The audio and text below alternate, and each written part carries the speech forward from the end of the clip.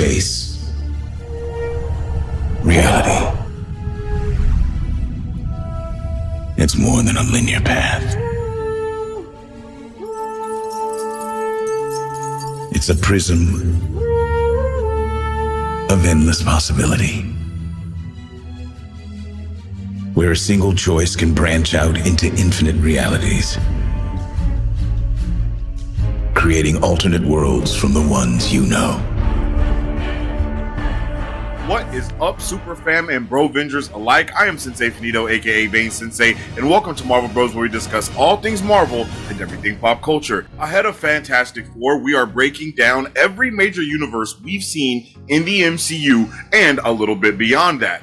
From the MCU's Yggdrasil to the Spider-Verse's Web of Destiny, and even the Foxverse. So buckle up, because this multiverse is madness. That's so cheesy, but I love it. Let's start with Earth 616. This is the official MCU timeline, also called the Sacred Timeline. This is the universe where everything from Iron Man to Endgame and even No Way Home happens. Marvel Studios confirmed it as 616 in Doctor Strange Multiverse of Madness, even though fans used to call this universe something different. And that brings us to Earth 199999. This is the fan-named MCU, okay? Like, this is not actually the name for the universe, but this is what most fans called it before Marvel Studios themselves confirmed it as being 616, okay? So basically, before 616 was made canon, fans and Marvel merch labeled the MCU as Earth 199999. You'll still spot this name in some older tie-in books, toys, and collector's items. It's not the actual name of the universe, but it's something that they were just kind of toying with at first. But as it is in all comics, it got retconned. This was also just the early days of the MCU multiverse, before the multiverse was even a thing in the MCU.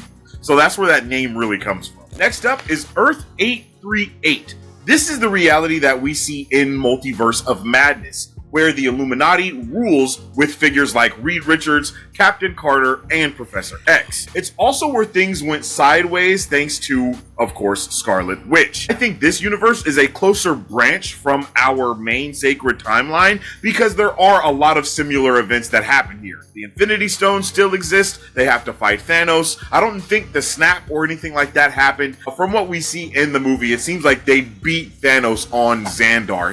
Not Xandar, is that Xandar? Whatever they beat Thanos on his old planet. Next on the list is the What If animated series. Okay, this takes place across many alternate timelines.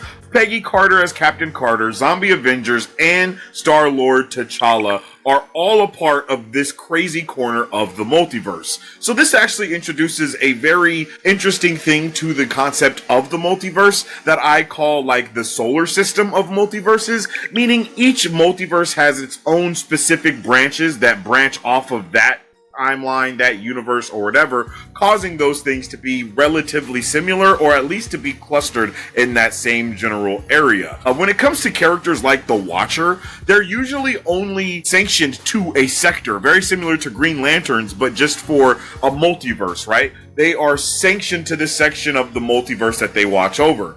The Watcher himself goes into a lot of different places of the multiverse whenever you see him. So it's going to be really interesting to see how they continue to explain how that works. The next thing is the Sacred Timeline, okay? It's really interesting to talk about the Sacred Timeline because technically the Sacred Timeline is essentially Earth 616 before multiverses started branching. Right? That is the whole point of the Sacred Timeline, to keep it pure and to keep it away from the other solar systems that there are in the multiverse. Because once those solar systems start colliding with each other, that is what Secret Wars is all about. But now that the branches are going wild, it's really all bets are off when it comes to the Sacred Timeline, and there really isn't a Sacred Timeline in the way that we see it anymore. The Sacred Timeline is specifically those movies that we have seen until before we start breaching into other universes. Now we have to talk about the quantum realm, okay?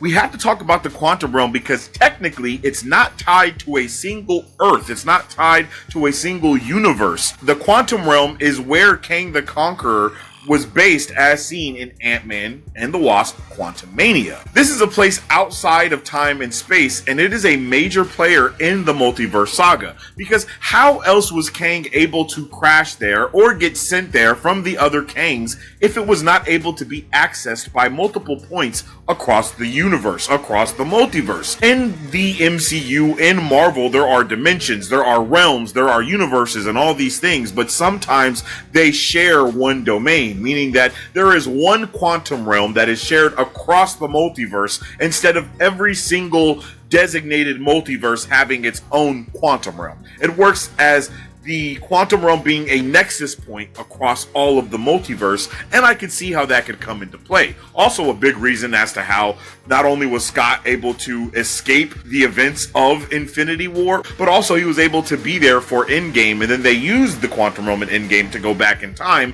also branching another timeline, creating another universe that was later pruned by the TVA. I know it's a lot, but it all comes together. It all comes together. Trust me, trust me. Now let's move away from Yggdrasil and the MCU and get into the Web of Destiny for the Spider-Verse. In the Spider-Verse, there are a ton of Sony crossovers. All of the Sony films also exist in their own solar system, which is the Web of Destiny. Earth 96283 is Tobey Maguire's Spider-Man from the Raimi trilogy, who shows up in No Way Home. Earth 120703 is Andrew Garfield's Amazing Spider-Man universe. He also shows up in No Way Home, but honestly, it's canonically more sanctioned to Sony and the Web of Destiny.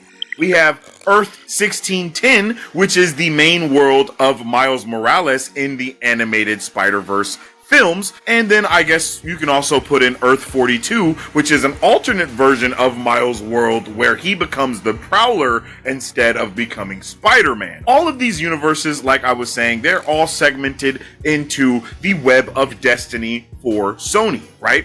Now, this is our second solar system, if you want to look at it in that way, right? This is our second multiversal solar system that we have on deck. This is also shown very predominantly in the Spider-Verse movie, being one of the only multiverse projects that bridges the gap between the animated universe and the actual things that are happening in live action. Marvel also teetered with that, doing X-Men 97, but we do not have a universe designation for that, and we do not know anything about that, really. Like, it's only recently been said that it's part of our MCU solar system, and it even might not be because we see the Watcher in it, and that's the only reason why I'm even referencing it or bringing it up at all. And our last multiversal solar system that we will be talking about today is the Foxverse, the Foxmen, the X-Men saga, the universe that was before that is now not. Okay, that was all ridiculous. This universe is also known as Earth 1005.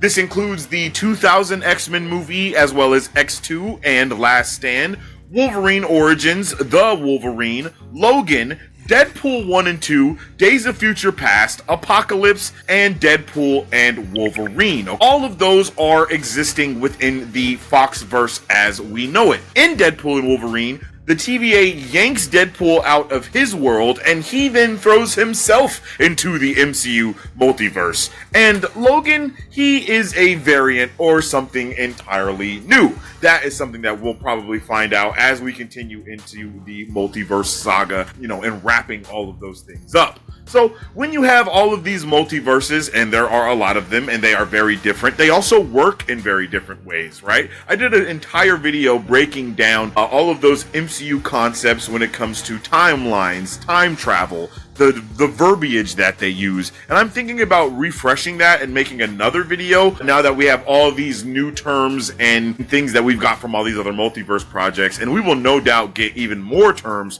from the Fantastic Four. One of the main reasons why I wanted to deep dive into the MCU's multiverses and all of the other universes that are connected to it is because of The Fantastic Four First Steps. The movie that's about to come out is not sanctioned to the Sacred Timeline, Earth 616, or really any other universe that we have been introduced to so far within the MCU. And that is a huge accomplishment. That is a huge thing, period. Like, I'm really excited to see what they are going to do. This is fresh world building, fresh lore, and even tiptoeing into a whole new cosmology with introducing Galactus, because we know so far he is not existing within the universes that we have seen. We haven't seen him in the MCU, we haven't seen him in Spider-Verse or anything like that. So we don't really know how much interconnectivity there will be when it comes to that aspect of the multiverse. Whether you're watching Kang cause chaos in the quantum realm or catching Deadpool as he drops F-bombs here and there across the whole new reality, just remember, Marvel's multiverse is bigger and wilder than ever, and it's only going to continue to get more wild as we get closer and closer to Secret Wars. That is the goal for the multiverse saga, y'all, so make sure you're ready for Doomsday. If you liked the video, don't forget to like the video because it helps out tremendously around these parts. You can also follow the channel on all platforms at Marvel Bros to stay up to date with all things Marvel and everything pop culture. You can also follow me on social media at Sensei Finito to stay up to date with all my thoughts, theories, and opinions on whatever particular thing I may be partaking in at that particular time. Let us know in the comment section down below, what universe are you most excited to explore? I appreciate you for tuning in with me today, and as I always say, stay awesome, stay nerdy, and don't forget to stay marvelous. Excelsior.